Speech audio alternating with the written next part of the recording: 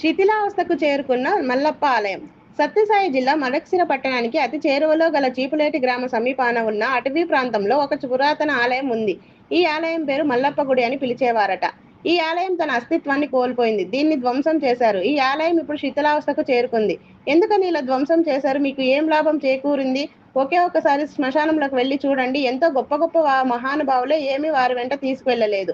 మరి మీరెందుకు ధ్వంసం చేశారు? ఇప్పటికైనా కళ్ళు తెరిచి చేతినైన సాయం అందించేలా పురాతన ఆలయాలను మనమే రక్షించుకుందాం. ఈ ఆలయం మల్లప్ప ఆలయం ఒకప్పుడు ఎంతో బ్రహ్మాండంగా పూజలు అందుకున్న ఆలయం. ఈ ఆలయంలో శివుడు లింగాకారంలో ఉండగా ఎదురుగా నంది కూర్చుని శివుడికి భక్తితో పూజించేదని పూర్వీకులు అందించిన సమాచారం మేరకు గ్రామస్తులు తెలియజేశారు.